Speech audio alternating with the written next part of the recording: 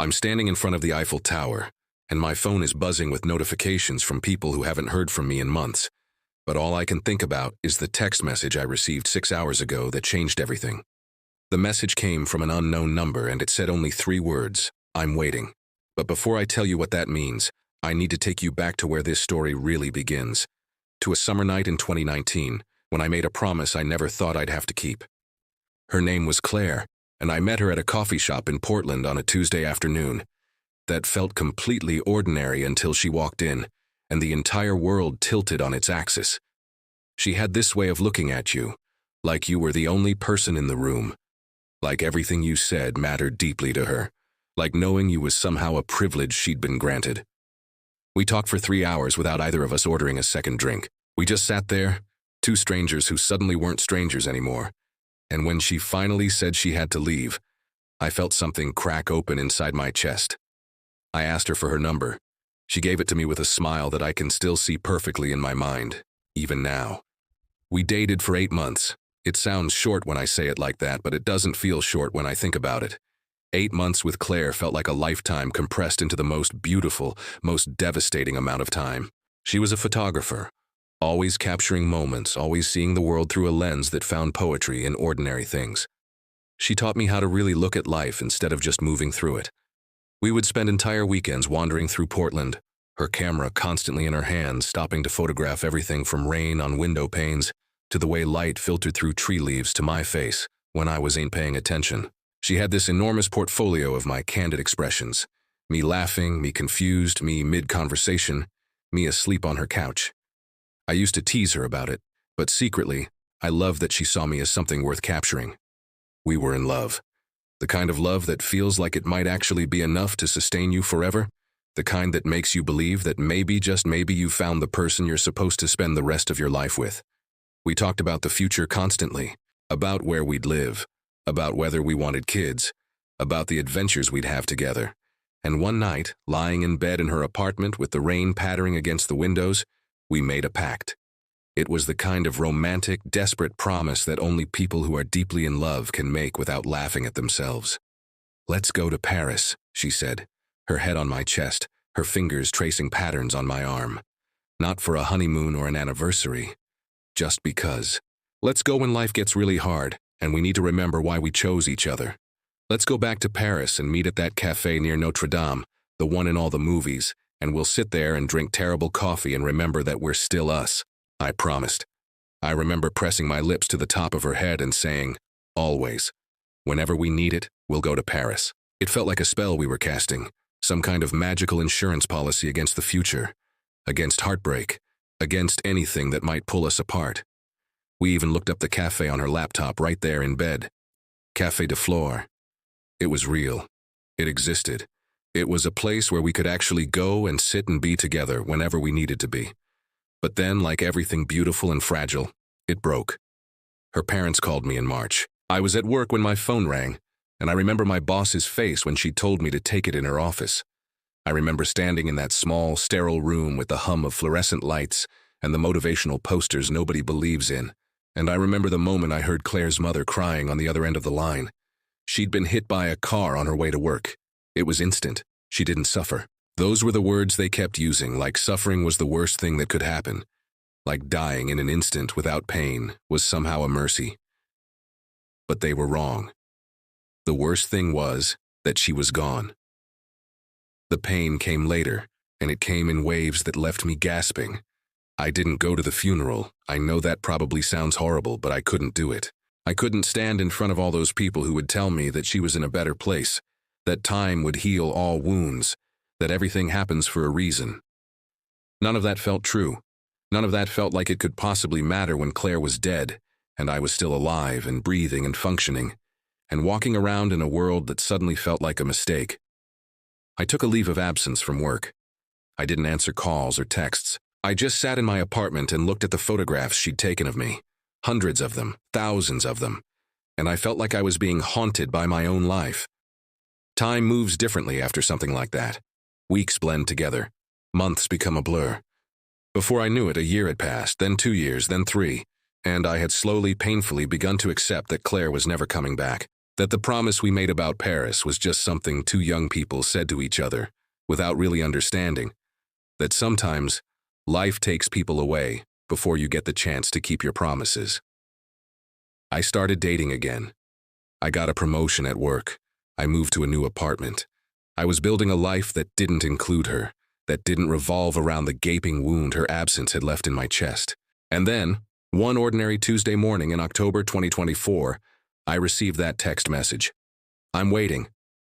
And somehow, without understanding how or why, I knew exactly who it was from. I knew exactly where she was waiting, and I knew that I had to go. Within 24 hours, I'd booked a flight to Paris. I didn't tell anyone where I was going. I didn't have a rational explanation for why I was doing this. But some part of me, the part that still believed in the spell we'd cast, that still held on to that promise like a lifeline, needed to know. I needed to see if she was really there.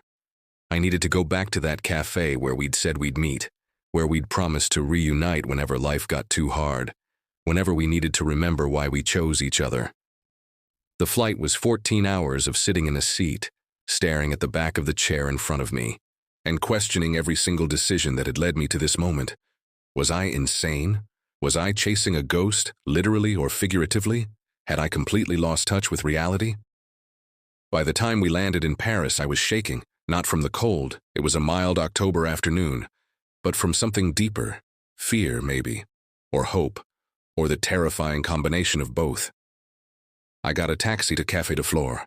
I remember the driver glancing at me in the rearview mirror, probably wondering why I was crying without making a sound, why my hands were clenched so tightly in my lap that my fingernails were drawing blood from my palms. When we pulled up to the cafe, I paid him without waiting for change.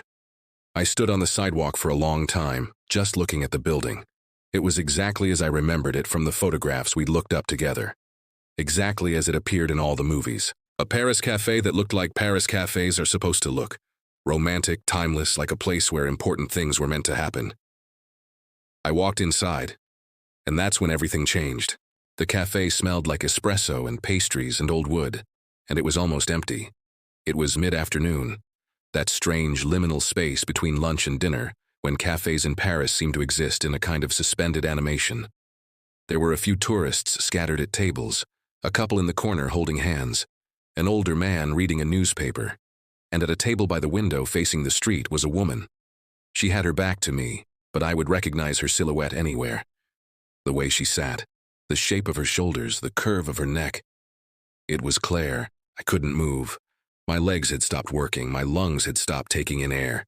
The world had stopped spinning on its axis. Because it was impossible. It was absolutely, completely impossible. Claire was dead. She had been dead for 3 years. I had been to her funeral. I had watched her casket being lowered into the ground. I had spent the last 3 years grieving her, and now she was sitting 15 feet away from me, alive and real and solid, looking out the window at the Paris street like she was waiting for someone. I finally managed to move. I crossed the cafe like I was walking through water, every step requiring an enormous amount of effort and concentration. My heart was pounding so hard I thought it might break through my ribs. As I got closer, she turned around, and I saw her face. It was Claire. But it wasn't. It was her face, but older somehow. Not in a physical way. She looked exactly like she would have looked if she'd aged 3 years. But in her eyes, there was something in her eyes that felt ancient and sad and impossible to name. I was wondering if you'd really come, she said. Her voice was exactly as I remembered it. Exactly. But there was something strange about it. Something that sounded like it was coming from very far away. Like it was being transmitted through water or glass or time itself. I sat down across from her. I opened my mouth to speak, but nothing came out. I tried again. Claire, I don't understand. You're dead. You've been dead for 3 years. I went to your funeral. Your mother called me and told me you were hit by a car and you were dead. She smiled, and it was heartbreaking. I was, she said. I am. Both are true at the same time. She reached across the table like she was going to take my hand, but when her fingers touched mine, I felt nothing. My hand didn't feel cold. It just felt empty, like there was no substance to her touch, like she was made of something other than flesh and bone. This isn't real, I said. I'm hallucinating. I finally had a complete mental breakdown and I'm hallucinating Claire in a cafe in Paris because I'm insane. You're not insane, she said gently, but I need to tell you something and you need to listen carefully because I don't have much time. I died on that day in March. The car hit me and I was dead instantly, just like they told you. But I didn't stay dead. Or I did stay dead, but I also stayed here. I stayed in the places I loved. I stayed in Portland, in our apartment, in the coffee shop where we met. I stayed everywhere we'd been together. And I've been waiting for you to keep the promise you made me. I shook my head violently. That's not real. Ghosts aren't real. This is my brain trying to process grief in some kind of hallucinatory narrative that makes sense to me. Maybe, Claire said. Or maybe there are things in this world that don't fit neatly into what we think is real and what we think is impossible. Maybe love is one of those things. Maybe the connection between two people can transcend the boundary between life and death. Maybe when you love someone enough, you can find them in cafes in Paris even when one of you is supposed to be dead. She looked exactly like she had 3 years ago, but there was something different about her, something that felt like goodbye written across every inch of her face. I realized then, with a sudden and crushing clarity, that this wasn't a reunion. It was a farewell. She had come to this place, she had reached through whatever separates the living from the dead, she had pulled herself into some kind of visibility or solidity or presence, just to see me one more time. Just to tell me that she was real, that our love was real, that the promise we made about Paris wasn't just something we said. It was something that mattered. It was something that transcended death itself. I need you to know something, Claire said, and her voice was getting quieter, like she was fading already. I need you to understand that I didn't leave you. I didn't choose to die. I didn't abandon you. What happened to me was an accident, and I'm so sorry that you had to experience the pain of losing me. But I want you to stop waiting. I want you to stop holding on to me like your life depends on it, because it doesn't. Your life is yours. It belongs to you, not to me, not to us, not to what we were. I was crying now, fully, without any attempt to hide it. I can't do that, I said. You're everything. How am I supposed to let you go? By living, Claire said simply. By going back to Portland or wherever you need to go, and by building a life that's beautiful and full and real. By letting other people love you. By taking photographs again. You still have that camera I gave you, don't you? By remembering me, but not being destroyed by the memory of me. By understanding that love doesn't mean holding on forever. Sometimes love means knowing when to let go. Her form was becoming more transparent as she spoke, like she was dissolving into the afternoon light that was streaming through the cafe windows. I reached across the table and tried to grab her hand, but my fingers passed right through hers. Don't go, I whispered. Please don't go. I came all this way. I kept my promise. We're supposed to be together. We are together, Claire said, and I could barely see her now. We're together right now, in this moment, in this place. And we'll be together every time you remember the promise we made. We'll be together every time you see something beautiful and think about the way I saw the world. We'll be together every time you choose to live fully and completely, because that's what I would have wanted for you. That's what love is, at the end. Not holding on, not refusing to let go, but trusting that the connection between two people is strong enough to survive anything, even death itself. She was almost invisible now. I could barely see the outline of her face, barely hear her voice. I have to go now, she said. I've been holding on for so long, waiting for you to come to Paris, waiting for you to believe that I could reach you. But now that you're here, now that you know I love you enough to come back one more time, I can finally rest. I can finally let go. Claire, wait. I started, but she was already gone. The chair across from me was empty. There was no trace of her, no proof that she'd ever been there at all.